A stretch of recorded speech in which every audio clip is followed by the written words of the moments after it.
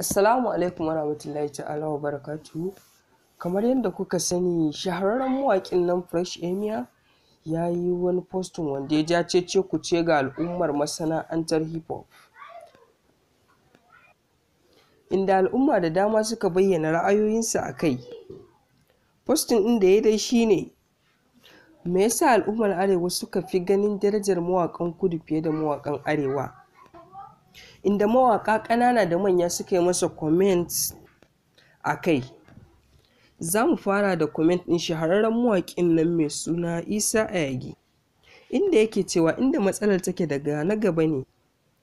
Ba na mantawa akwai wani mawaƙi da ba sai na faɗi sunansa ba, aka kawo aiki aka ce ana so mu yi tare da shi, amma sai ya ɓata na idon jama'ar. Sai daga baya masu aikin suka bani labari, kaga irin wannan inda za a dinga yi dole za a samu rabuwar kai. Sannan akwai wata matsala, sai ka dage kai ta reposting na abun mutane, amma shi gani yake ya isa ne da kai, shi yasa kake ta yin reposting ɗin abin shi.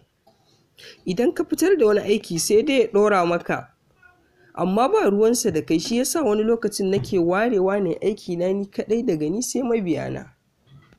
Sun ishe ni tun da daman dan su nake yi, amma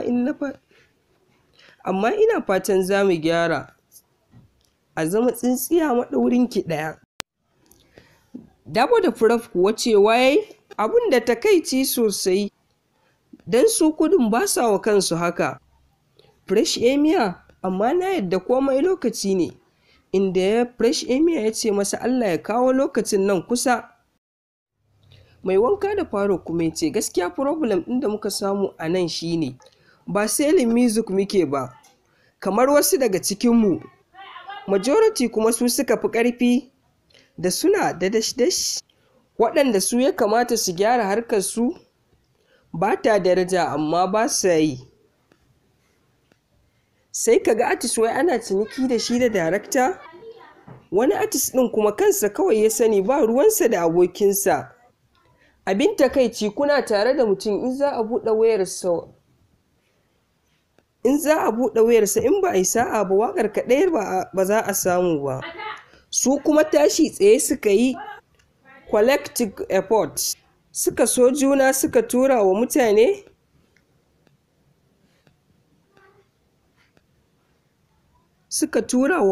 aƙidar ganin mutuncinsu ta dole, shine ya kawo wannan matsalar.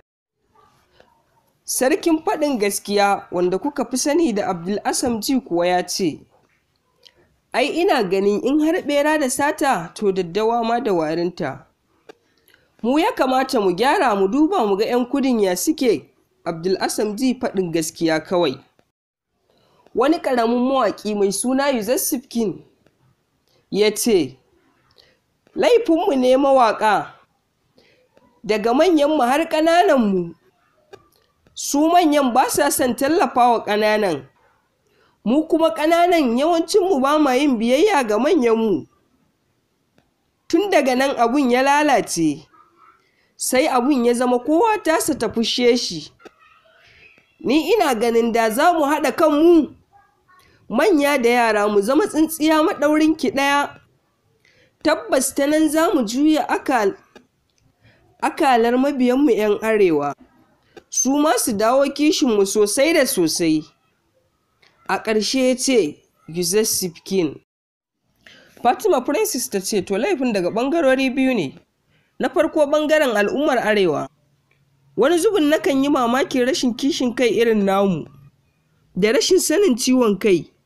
Ba ruwanmu da ci gaban kanmu da na 'yan uwanmu, muna da ra'ayin kare da kuɗinsa.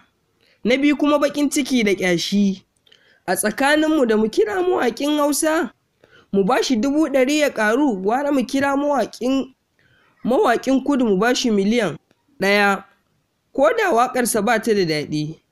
Na uku, son burga da zanin wani, muna ganin ƙasƙanci ne a ce kana jin waƙar Hausa, musamman 'yan zamani, wani ma turancin bai wadace shi ba, amma ya zage yana sauraron waƙoƙinsu. Wani ma ba turancin zalla suke ba, tunda su ma ba duka bane masu ilimin. Za ka ji burokin ne ake haɗawa da yare, amma ka ga ɗan Malam Audu ya zage yana gwalangwatu. Hannafi ya ce waƙoƙinsu suna zuwa worldwide kuma Hausa ake yuzun. Ina ga we are not to some level with them. Kuma su ba wai a nan Najeriya kawai ake sauraron music ɗinsu ba. Amma kuma namu a Najeriya, kuma mostly arewa, muna sauraron namu. Saboda they are using our official language, English. I think this is a point through. Mu 'yan arewa ba mu cika son namu ba, which is bad. Junior kuwa ya ce babbar matsalar mawaƙan arewa ita ce, su ne masu kashe arewa. Idan kuma kana da ja sai in baka amsa. IB Jika ya ce wannan maganar haka take amma kuma mawaƙan sai ku tsaya ku san mawaƙi da maroƙi ba abu ɗaya ba ne. Don a halin yanzu mawaƙa sun mai da kansu ɗaya daga cikin 'yan bangar siyasa. Har gaba suke yi da junansu idan ba sa bin mai gida ɗaya. Sai ka mutunta kanka kan jama'a su mutunta ka. Ina amfanin kuɗin da ba zai iya baka mutunci ba? Abin takaici sai mawaƙin kudu a zo ana roƙarsa da miliyan 10 da ya yi wa ɗan siyasa waƙa. Amma na arewa kuwa shi zai yi waƙar da ya ta bin 'yan siyasa don a taimaka masa da tsohuwar mota. Celebrity ya ce duk mawaƙan arewa lalatattu ne ba mutanen kirki ba ne. Muzan Muhammad ya ce Hausawa su dama ba sa son nasu. Sai faman hassada idan nasu ya ɗaukaka, da baƙin ciki ba za a bashi spot ba. Kashif ya ce wannan matsala ce wacce ta riga ta yi girma, amma sannu a hankali za su gane. Unique Sinusu kuma ya ce kawai dai a ganin su wayewa ce, wadda ba ta da wani amfani, kuma mutum ko baya so arewa dai ita ce tasa. Auta MG ya ce wannan maganar haka take buru amma laifin daga mu ne. Rabil 001 ya ce Fresh Emia kai ma mawaƙi ne, wannan tambayar ta shafi har kai kanka. Ka ce idan mawaƙi ya taso da ƙoƙari kyau a tallafe shi. To ai kai ma na ga ya kamata a ce ka fara taimakawa na ƙasa da kai. Ka yi haƙuri idan maganar tawa na ga ta ɓata maka rai. Amma ya kamata a ce kuna duba na ƙasa da ku irinmu. Naziriyat mai atamfa ya ce akwai matsala daga wajenmu. Yara da manya suna da shi, amma tamu ta fi yawa. Sannan mu ke kashe kanmu da kanmu Fresh Emia. Auta Waziri kuwa cewa wannan gaskiya ne sai an yi gyara. Abdullahi D kuwa cewa saboda ba sa kishin arewa.